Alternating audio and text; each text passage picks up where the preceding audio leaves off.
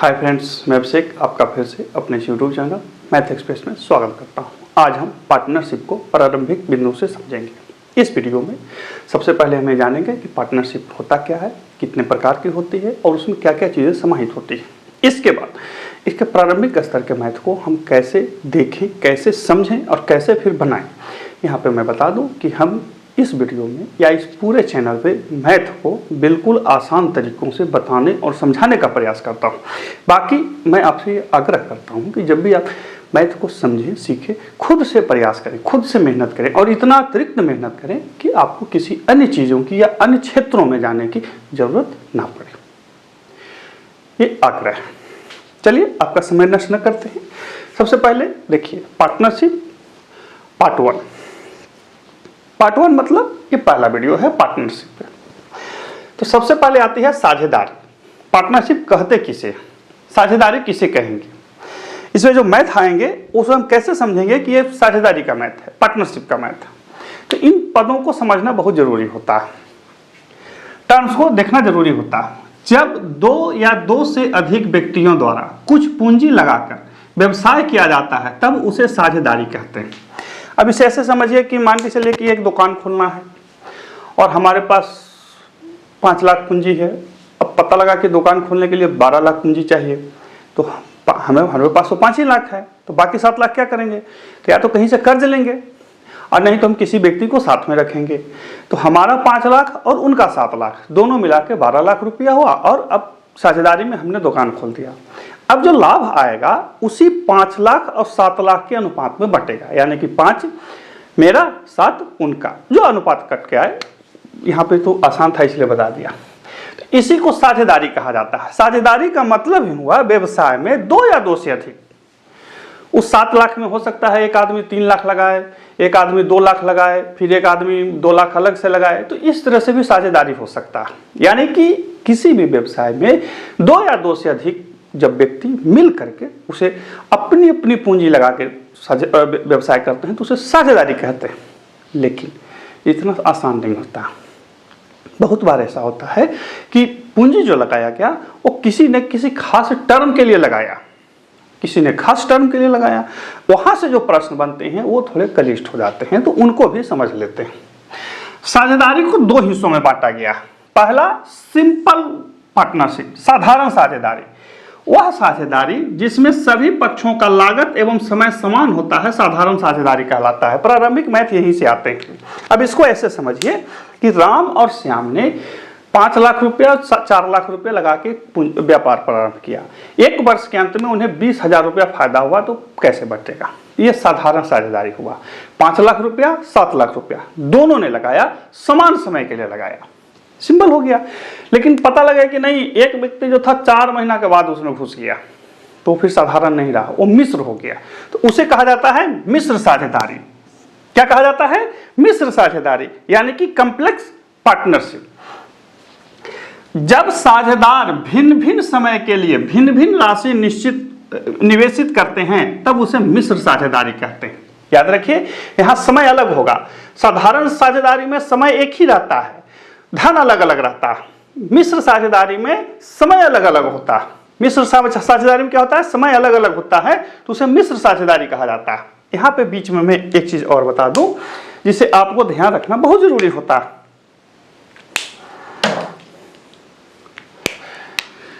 जब समय समान हो तब उनके लगे लागत धन के अनुपात में लाभ का बंटवारा होता है। जब समय समान हो तो धन लागत के अनुरूप बंटवारा होता है, और जब समय अलग अलग हो तब समय एवं लागत के गुणनफल से प्राप्त अनुपात में लाभ बढ़ता है। इस टर्म को आप लिख लेंगे, जो शुरुआती मैथ सीख रहे हैं उन्हें लिख लेना।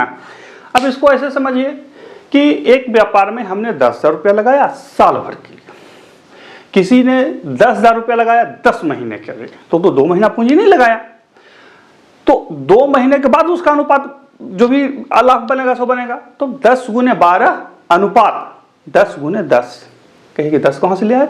तो 10 माह एगो 12 माह, तो 10,000 रुपया 12 माह अनुपात या बटा 10,000 गुने 10 माह। अब इसको काट लीजिए, जो रेशियो आएगा वही आपका अनुपात में लाभ बटेंगे। इसी चीज को हमने यहां टेक्निकली शब्दों में लिखा है। जब समय समान हो तब उनके लगे लागत धन के अनुपात में लाभ का बंटवारा होता है, और जब समय अलग अलग हो तब समय एवं लागत के गुणनफल से प्राप्त अनुपात में लाभ बढ़ता है। मिश्र साझेदारी, मिश्र साझेदारी में दो टर्म होते हैं, सक्रिय साझेदार, निष्क्रिय साझेदार, यानी कि एक्टिव पार्टनर और एक स्लीपिंग पार्टनर। एक्टिव पार्टनर किसे कहेंगे? वह साझेदार जो पूंजी लगाने के साथ साथ व्यापार देखता भी है, सक्रिय साझेदार कहलाता है। और वह साझेदार जो केवल पूंजी लगाता है, निष्क्रिय साझेदार कहलाता है। इसको कैसे समझे? तो चलिए, हम दो आदमी एक व्यापार प्रारंभ किए। हमने बोला कि देखो जितना पैसा चाहिए ले लो, हम उसमें कुछ मदद नहीं करेंगे। अगला पार्टी बोला कि देखिए मदद तो हम करेंगे, लेकिन हम उसमें से अपना मेहनताना लेंगे। वाजिब भी है, मान के चलिए कि व्यापार हो रहा है और हम कुछ नहीं कर रहे हैं, सामने वाला कुछ कर रहा है, तो जो कुछ करेगा वो सक्रिय साझेदार होगा, जो कुछ नहीं करेगा निष्क्रिय होगा। लेकिन जो सक्रिय साझेदार होगा वो पैसा लेगा। तो जब लाभांश बंटेगा, यानी कि जब लाभ हुआ, तो सबसे पहले सक्रिय साझेदार का जो मेहनताना है छांट दिया जाएगा और उसके बाद फिर अनुपात में बंटेगा। अब कैसे इसको समझे? तो एक साझेदार ने 20,000 रुपया लगाया, दूसरे साझेदार ने 30,000 रुपया लगाया। अब जो लाभ है उसमें बोला गया कि देखिए ऐसा है कि जो सक्रिय साझेदार है वो लाभ का 10% पहले ले लेगा। साल के अंत में 50,000 रुपया लाभ हो गया, तो 10,000 रुपया पहले वो ले लेगा। 10,000 रुपया यानी कि 5,000 रुपया पहले ले लेगा। अब 45,000 रुपया में दोनों के धन के अनुसार बंटवारा होगा, या जो समय के अनुसार लगा होगा उसके अनुसार बंटवारा होगा। यानी कि लाभांश बंटने से पहले सक्रिय साझेदार का हिस्सा निकाला जाता है। यही चीज ध्यान रखना होता है। परीक्षाओं में जो प्रश्न आते हैं यहीं से आपको गड़बड़ाते हैं, यहीं से आपको परेशान करते हैं, और इन्हीं चीजों को देखना पड़ता है। तो हमने आपको बहुत ही शॉर्ट टर्म में इनके बारे में जानकारी दी। साझेदारी, साधारण साझेदारी, मिश्र साझेदारी, सक्रिय साझेदार, निष्क्रिय साझेदार, और अनुपात कैसे बढ़ता है। लेकिन ये तो लिखा हुआ टर्म था, हिसाब कैसे बनेगा, आइए उस पर आते हैं। तो अभी हम जो सीखेंगे वो सिंपल साझेदारी से संबंधित मैथ को सीखेंगे। याद रखिए, सिंपल साझेदारी। आशा है कि आपने नोट कर लिया होगा। नोट करने की जरूरत भी ज़्यादा नहीं है, हालांकि जो शुरुआती सीखते हैं उन्हें नोट करने की जरूरत होती है। उन्हें ये समझना पड़ेगा कि जो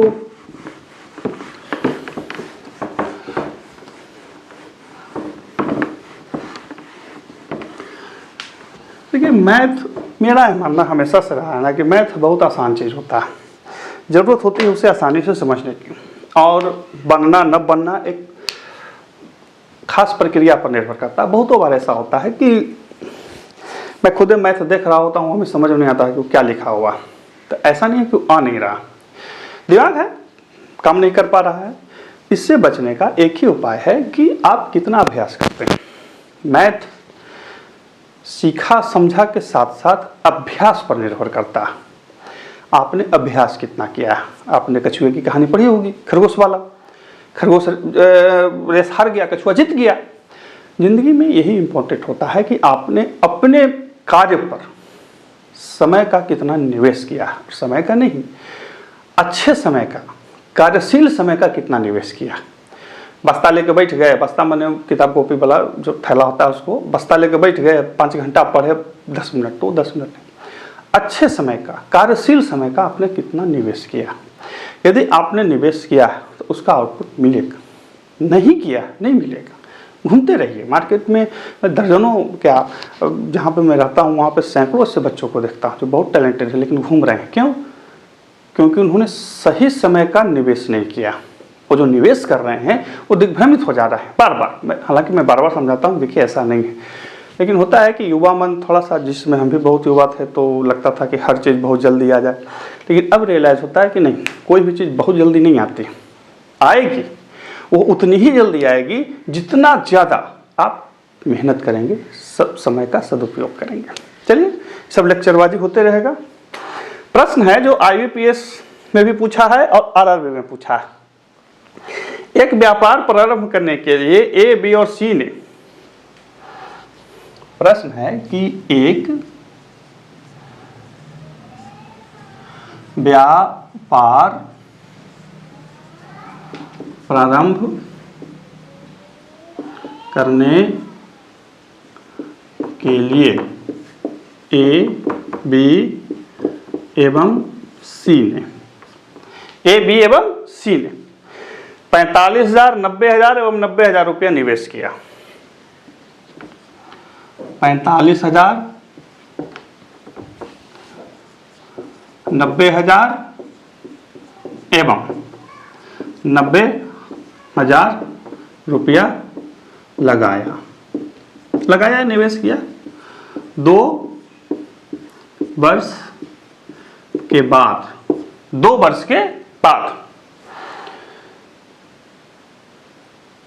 1,64,000 रुपया का लाभ हुआ। 2 वर्ष के बाद 1,64,000 रुपया का लाभ हुआ। ठीक है। अब यहां से आपसे किसी का भी पूछ सकता है। प्रश्न में जो है वो पूछता है सी का हिस्सा क्या है, सी का हिस्सा क्या है।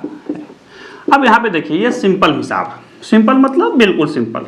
साधारण हिस्सेदारी जो हमने बताया था उसी पे है। साधारण हिस्सेदारी में क्या है कि उनके पूंजी के अनुपात में लाभांश बटेगा। पूंजी लगे धन के अनुपात में बटेगा। तो ए अनुपात बी अनुपात सी कितना हो जाएगा, 45,000 अनुपात 90,000 अनुपात 90,000। ठीक है। 3 शून्य से 3 शून्य से 3 शून्य चला गया। ठीक है। 1 अनुपात 2 अनुपात 2 ये आया इनका अनुपात। यही अनुसार इनका पूंजी लगा हुआ है। यही अनुसार इनका पूंजी लगा हुआ है। ए का 1 हिस्सा, बी का 2 हिस्सा, सी का 2 हिस्सा। हमने इसको काट लिया, हमने कुछ नहीं किया। अब कहता है सी का हिस्सा।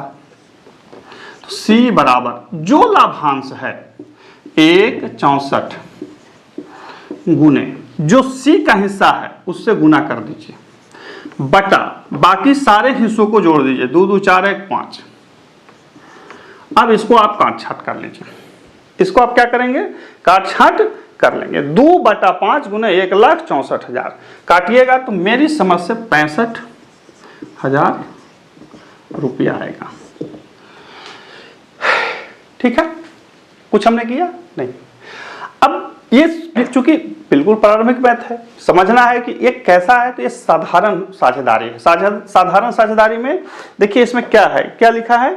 साधारण साझेदारी में 2 वर्ष के लिए सबकी पूंजी 2 वर्ष के लिए लगा हुआ है। कोई आगे पीछे नहीं किया है, कोई अपना हिस्सा नहीं मांगा, सीधा पैसा लगा, अनुपात में पैसा बट गया। तो ये साधारण साझेदारी हुआ। इसी को कहेंगे सिंपल पार्टनरशिप।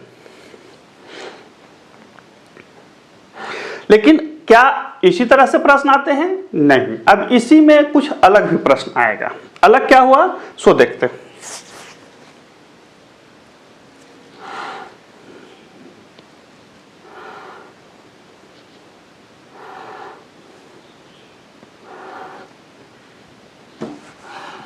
इसमें ये तो सिंपल हो गया, मतलब आपको नॉर्मल दिया हुआ है। एक इसमें ये पूछेगा कि देखिए लाभांश जो है इतना प्राप्त हुआ तो दूसरे का हिस्सा कितना लगा हुआ था। यानी कि यहाँ पे धन तो दिया हुआ था, अपने हिस्सेदारी निकाल लिया।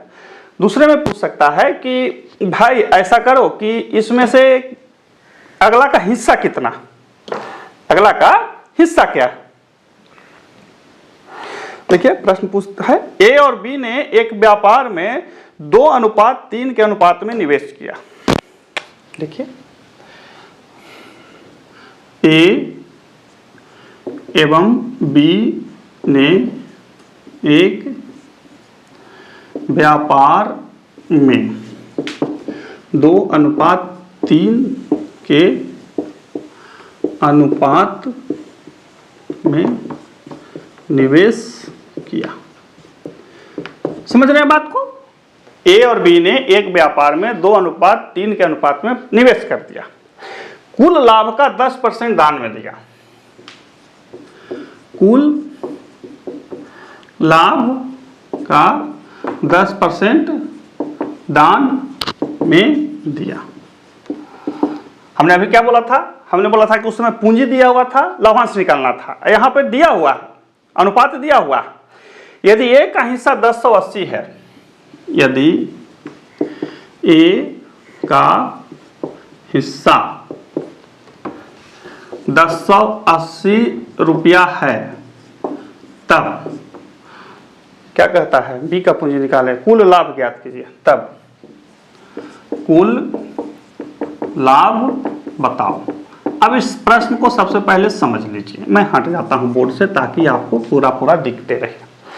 क्या कह रहा है, ये साफ साफ कह रहा है कि एक व्यापार प्रारंभ हुआ जिसमें ए और बी नामक दो व्यक्ति गए, उन्होंने कुछ अनुपात में पैसे लगा दिए, कुछ अनुपात में पैसे लगा दिए, जो लाभ हुआ उसमें से 10% दान दे दिया गया। यदि ए का हिस्सा 1080 है तब कुल लाभ बताइए। ठीक है, अभी हमने आपको बताया था कि लाभांश में से दान देना हो, किसी को हिस्सेदारी देनी हो तो लाभांश में से पहले ही घट जाता है। तो हम इसको बनाएंगे सिंपल वे में, लिखेंगे माना लाभ बराबर x, लाभ बराबर x, तो दान के बाद बचा हिस्सा बराबर 9x बटा 10। कैसे? क्योंकि 10% दान में दे दिया गया, ध्यान दीजिए 10% दान में दे दिया, यानी कि 100 में 10 दे दिया तो 90 बचा, तो 90x बटा 100 तो यानी कि 9x बटा 10। अब एकदम सिंपल से बन जाएगा, देखिए 9x बटा 10, ठीक है, 9x बटा 10,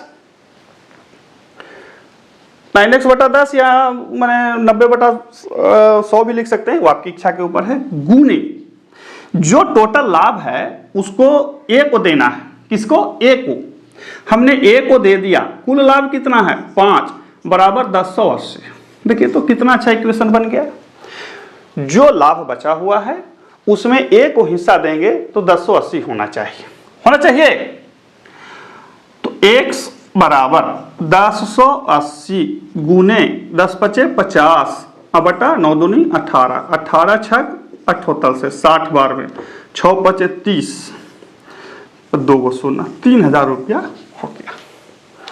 हुआ या नहीं हुआ? देखिए तो हमने कितनी, बिल्कुल कहीं पे कुछ दिमाग नहीं लगाना है, सिंपल वे में हमने लिखा बना लिया। अब कहिए कि श्रीमान परीक्षा में वैसे बनेगा, अब टाइम में कितना लगता है? पहला बार, दूसरा बार परीक्षा में तब न बनेगा जब आपको मैथ बनाने आता है। मैथ नहीं आता है तो आप कितना एफर्ट लगाइएगा, कितना दिमाग लगाइएगा, पहले सीखना। कोई जरूरी नहीं कि हम ही से सीखना है, आप किताब कॉपी निकालिए, खुद घर बैठ के बनाइए, लेकिन सबसे पहले आपको मैथ आनी चाहिए, तभी आप कुछ कर पाएंगे। ये ठीक वैसे ही है कि जैसे किसी को 400 मीटर स्प्रिंट दौड़ना तो वो 400 मीटर दौड़ेगा तो कभी पास नहीं करेगा। जिसको 400 मीटर स्प्रिंट दौड़ना होता है ना, 40 किलोमीटर दौड़ता है, 50 किलोमीटर दौड़ता है, रोज दौड़ता है, 30 किलोमीटर सुबह में, 10 किलोमीटर शाम में, तब जाके 400 मीटर स्प्रिंट दौड़ता है। तो बोलेगा अरे श्रीमान ये तो मैंने बड़ा टेढ़ा काम है। टेढ़ा नहीं है, ये सबसे आसान काम है, ये सबसे आसान काम है। सिंपल था, हमने इसको इस तरह से बनाया, ये इस तरह से पूछता है। इसी में एक और प्रकार का आता है, मैं उसे भी बताता हूं आपको। देखिए एक एक टर्म से सीखेंगे, एक एक टर्म मतलब जो भी नॉर्मल कंडीशन होते हैं उन्हीं कंडीशन को अप्लाई करते हुए हम मैथ को सीख लेंगे, कहीं पर कोई दिक्कत नहीं होगा। कहता है कि ए, बी और सी 84,000, 15,600 और 13,200 निवेश करके व्यापार करते हैं।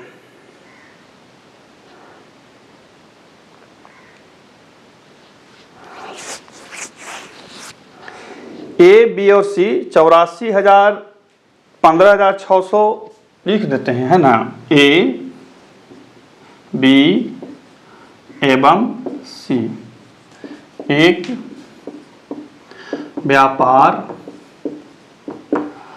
क्रमशः मतलब रेगुलर, इस तरह से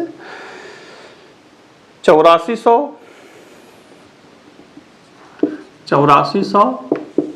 15,600 एवं क्रम से मतलब ए वाला 8400 हुआ, बी वाला 15,600 हुआ और सी वाला 13,200 हुआ। 200 रुपया लगाकर एक व्यापार चलाते हैं। ठीक है, एक व्यापार चला लिए, ठीक है, बहुत अच्छा। वर्ष के अंत में ए का हिस्सा 1960 रुपया, वर्ष के अंत में ए का हिस्सा 1960 रुपया है, तब बी एवं सी के हिस्से का अंतर बताओ। ये हमने तेजी से लिख दिया। ठीक है, प्रश्न को समझिए, फिर से समझिए, हम हट गए हैं पूरी तरह से, बोर्ड पर ध्यान दीजिए। ए, बी और सी एक व्यापार को क्रमशः 8400, 15,600 एवं 13,200 रुपया लगाकर करते हैं। ए का हिस्सा 1960 रुपया है, तो बी एवं सी के हिस्से का अंतर बताना। ठीक है, हल करें। ए अनुपात बी अनुपात सी बराबर क्या निकालेंगे? 8400 अनुपात 15,600 अनुपात 13,200, 2 शून्य 2 शून्य 2 शून्य कट गया। अब कटेगा 21 चौके 84 से कटेगा, कुछ कटना चाहिए, कहाँ तक कट सकता है? लगता है कि 12 से सब कटेगा, नहीं 12 7 84, 12 13 56, 12 11, तो 7 से 7 बार हैं, 13 बार हैं और 11 बार हैं, यानी कि ए अनुपात बी अनुपात सी आ गया 7 11 13, 7 11 13। अब यहां पे आपको सबसे पहले टोटल याद रखिए, टोटल लाभ निकाल लेना। तो कुल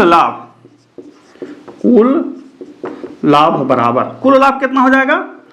कुल लाभ हो जाएगा आपका जो 1960 रुपया, याद रखिए 1960 रुपया किसका लाभ था, सो बताइए 1960 रुपया किसका लाभ था?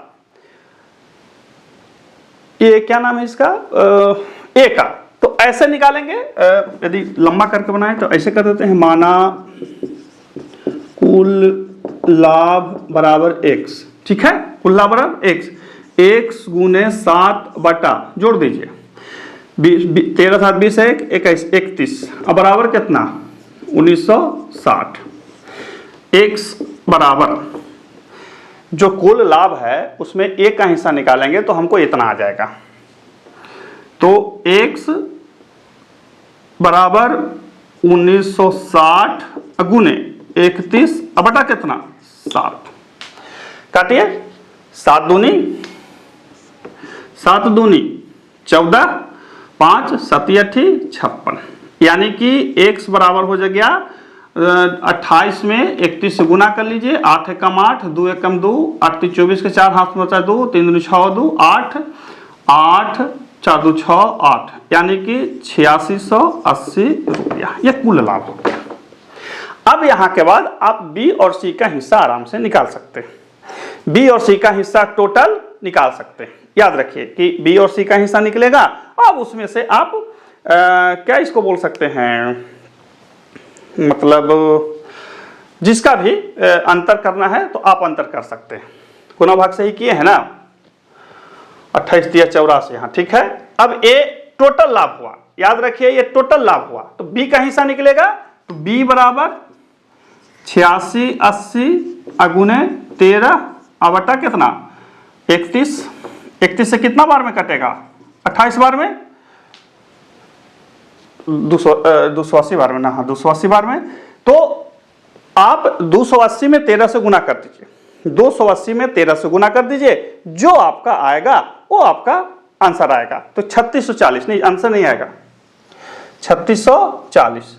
अब यहां पे सी का हिस्सा निकाल दीजिए, सी बराबर 8680 अगुने 11 बटा कितना?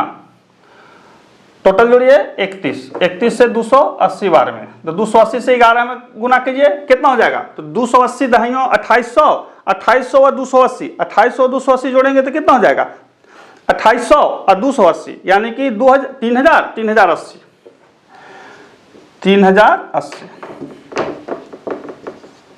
380। अब यहां पर देखिए फ्रेंड्स, मैं रेट से लिख देता हूं, बाकी आपका काम है, कुछ मेहनत कीजिए।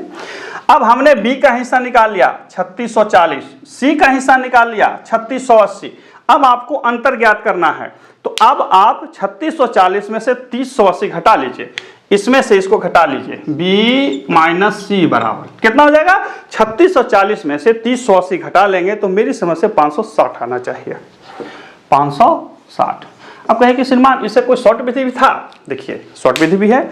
इसका शॉर्ट विधि क्या था कि हम x मान के बना लेते, मान के चलिए 7x है, 13x है, 11x है, ठीक है। तो उसके बाद फिर हम x का वैल्यू निकाल लेते हैं, ठीक है। तो x का वैल्यू निकालिएगा तो 280 आएगा।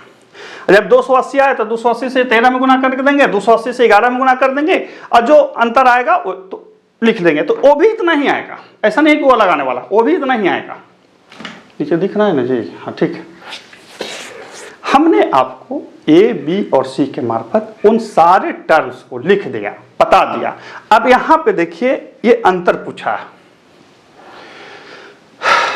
कभी कभी वो योगफल पूछता है, ठीक है।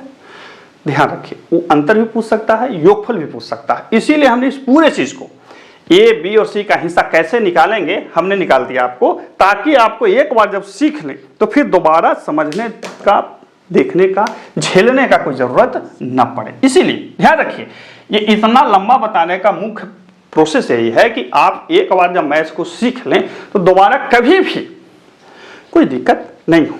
तो ये था आज का हमारा साझेदारी का, पार्टनरशिप पर पहला वीडियो, जिसमें हमने आपको साझेदारी क्या होती है, कैसे होती है, इसको बताया, और साथ ही इसमें प्रारंभिक स्तर के यानी कि सिंपल साझेदारी से मैथ कैसे बनते हैं। यहाँ से मैथ दो तरह से बनते हैं। पहला जो हमने पहला मैथ बताया, जहाँ पे पूंजी दिया हुआ है, लाभ दिया हुआ है, या पूंजी दिया हुआ है तो आपको एक व्यक्ति का लाभ निकालना। दूसरा इस तरह से रहेगा, जिसमें पूंजी दिया हुआ है, एक व्यक्ति का लाभ दिया हुआ है, दूसरे व्यक्ति का लाभ या दूसरे तीसरे व्यक्ति का लाभ का अंतर ज्ञात करना, ठीक है।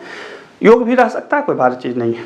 चौथा जो तीसरा जो हमने बताया वो समय का लाभांश वाला बताया, जिसमें एक व्यक्ति या दो व्यक्ति या तीन व्यक्ति ने मिलकर व्यापार प्रारंभ किया, उसमें से कुछ लाभांश निकाल दिया गया, फिर हिस्सेदारी कैसे बटेगी वो बताया। अब इसी में हम टर्न बाय टर्न आगे बढ़ते रहेंगे, लेकिन पहले आप इस वीडियो को देखने के बाद यदि आप जानते हैं, मतलब साझेदारी आती है तो अच्छी बात है, नहीं आती है तो पुनः पूरी तरह से लिखिए, जो सिंपल मैथ है उसको उतारिए, बनाइए, देखिए, महज कुछ ही दिनों में आप में बहुत ज़्यादा परिवर्तन हो जाएगा यदि आप शांति से, क्या बोलते हैं अंग्रेजी में, क्वालिटी टाइम इन सब चीज़ों पर व्यतीत करेंगे। तो फिर मिलते हैं अगले वीडियो में, तब तक के लिए गुड बाय।